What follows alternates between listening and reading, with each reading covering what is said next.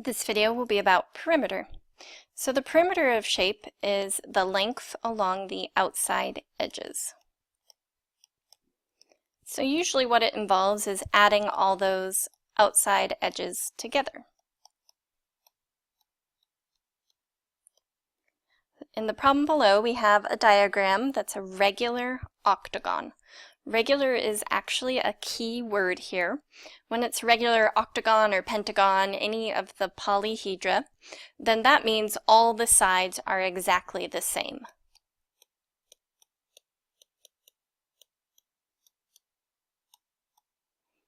We could use our geometry marking as well, where we put the little line to indicate every side that has this line is the same length.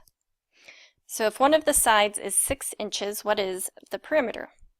Well, if one side is 6, all of the sides are 6. The definition of regular polygon is that all the sides are the same. Once you know all the sides, you can add them all together. There are 8 of them. An octagon is 8 sides. So we can add 6 together 8 times.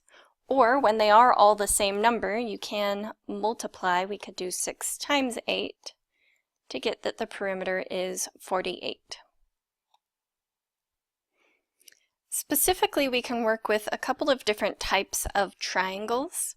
Not all of them are going to have the same outside edges like the regular polygon. So when you name a triangle, there are 2 names to a triangle. That you can name it by the sides and by the angles. The sides have 3 possibilities: scalene, where no sides are the same,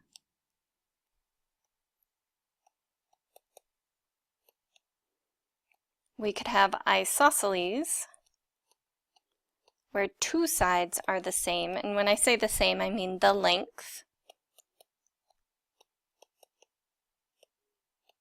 Or we can have equilateral, where all the sides are the same.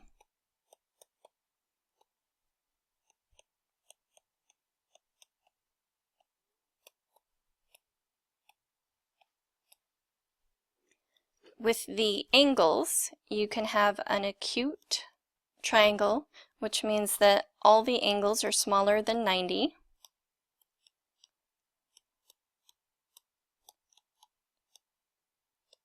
You can have a right triangle. That means one angle equals exactly 90.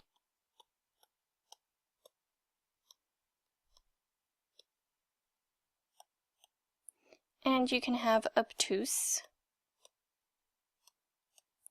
where one angle is bigger than 90.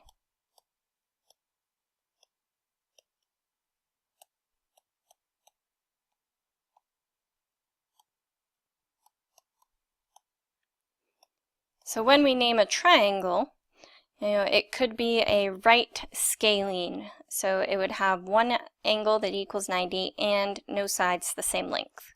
Or it could be acute isosceles. All the angles are less than 90 and 2 sides are the same length.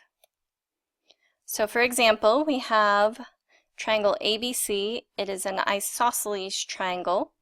Sometimes they don't put both names. The key part here is that 2 of the sides are the same. If side BC is 8 centimeters, so starting at B and going to C is 8 centimeters, and side AC is 5 centimeters, what is the perimeter? They didn't actually tell us the length of all 3 sides, but since we know it's isosceles, we know 2 sides are the same. That means A to B is either also 8 or also 5. Sometimes you can look at the picture and kind of tell. It looks like AB is the same size as BC, so this is probably 8 centimeters as well. But they've also labeled these angles as being congruent. The green circular marks inside means angle A is congruent to angle C. The sides across from those matching angles are also matching, so we are correct that AB is also 8. Once we know that, we just add all 3 sides together to find the perimeter. 8 plus 8 is 16, plus 5 is 21, and this would be centimeters because they gave us a unit. We also can work with some specific kinds of quadrilaterals. We have a whole bunch of quadrilaterals we can work with. The basic one is any four-sided shape is called a quadrilateral. And then we can get more specific. We have a kite, and what makes a kite special is that the top two sides are congruent and the bottom two sides are congruent. We have a trapezoid.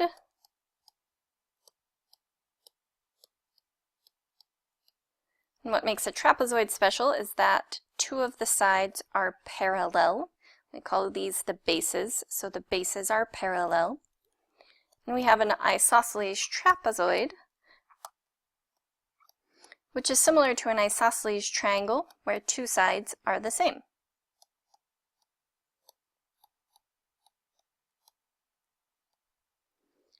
So we have two sides the same, and we still have those bases are parallel.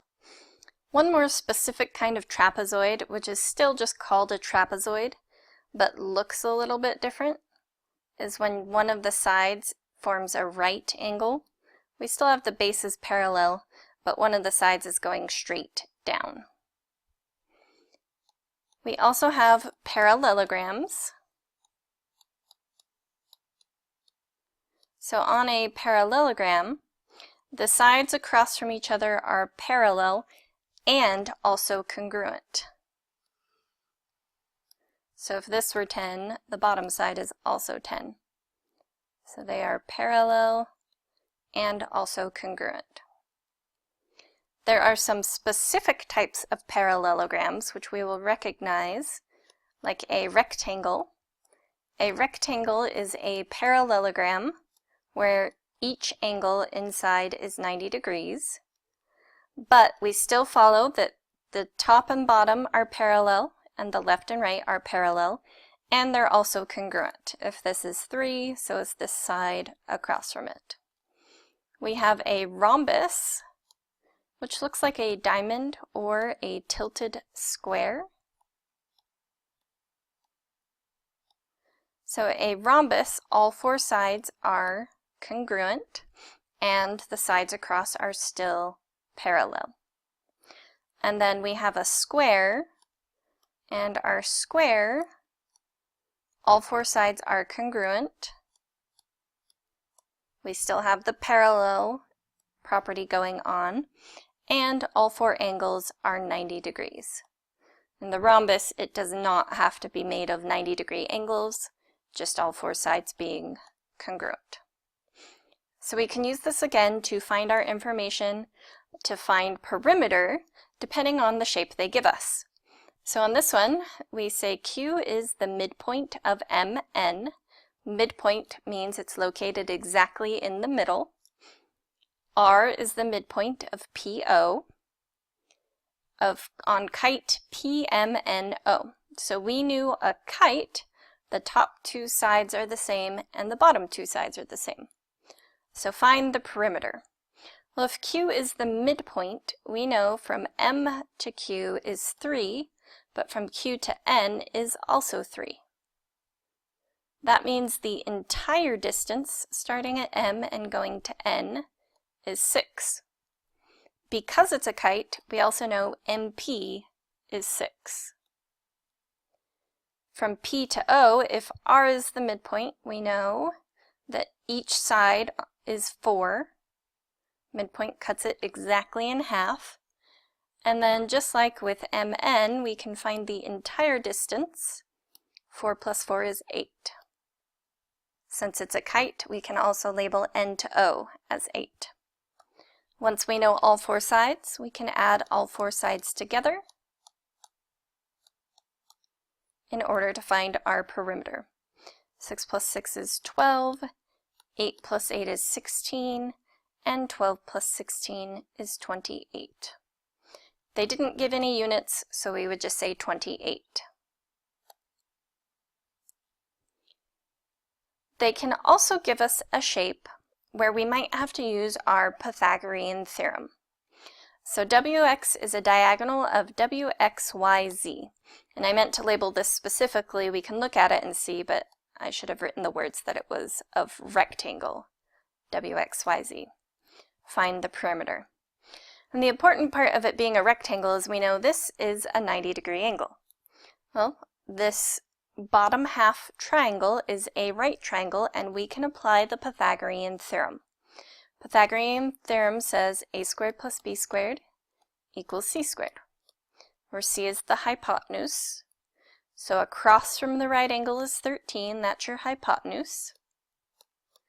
And we're looking for this side z to y, so I'm going to use that as a.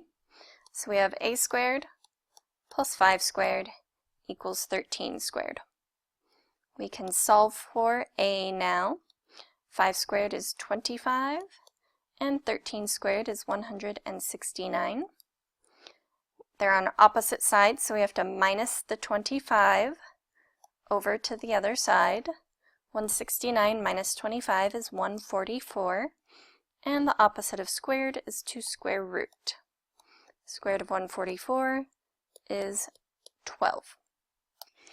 So they said perimeter of this rectangle, if the bottom is 12, the top would also be 12, and if the right is 5, the left would also be 5. So we would add up the outside numbers only, 5 plus 12 plus 5 plus 12. The 13 is not included in the perimeter because we're trying to find the perimeter of the rectangle itself. So 5 plus 12 is 17, and then 17 plus 17 would be 34. One more option where you might have to use Pythagorean theorem is when you have a shape where you can draw in a right triangle. Currently, there is no right triangle drawn in, but if we put a line straight down here, that forms a right triangle, and then the right side forms a square, rectangle actually. Since it's a rectangle, and we know the right side is 6, we know this left side is 6. And if we know the top of the rectangle is 8, we know this bottom line here is also 8. That's important because we need to find from here to here. We need 2 sides of that triangle before we can use it to find the hypotenuse of this right triangle. So since we know the entire length of this bottom line is 12, and we know the rectangle part is 8, if we subtract those two numbers, 12 minus 8, that will give us just this little piece on the triangle itself. So on our right triangle, we have a 6 and we have a 4. And we want to find this third side. That side is across from the right angle, so x is our hypotenuse. A squared plus b squared equals c squared. So 4 squared plus 6 squared would equal x squared. 4 squared is 4 times 4, or 16. 6 squared is 6 times 6, or 36. They are on the same side of the equal sign. They're both to the left, so we can just combine them together. On the other Pythagorean theorem problem, we had to do opposite, but this time we just add them together. That gives 52. But then we do still need to take the square root in order to get rid of the squared. It does say to approximate on this problem to the nearest tenth specifically. So when we take the square root, we get the decimal 7.2111. The nearest tenth is this 2. It's the number right after the decimal. So we look to the right of that. There is a 1 there. If that is from 0 to 4, which it is, we leave this. We do not round up. So x is approximately 7.2. Some of these numbers we don't need anymore. We're trying to find perimeter, so we just need the entire outside length of each side of the trapezoid. So we have 7.2 plus the 8 plus the 6 plus the 12. We need the entire length of the bottom. adding that all together gives us 33.2.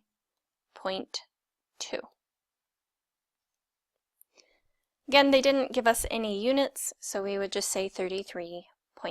So there are a lot of situations that come up when we're doing perimeter. We need to look for keywords like regular polygon, meaning all sides are the same. Isosceles are equilateral triangles, isosceles 2 sides the same, or equilateral 3 sides are the same.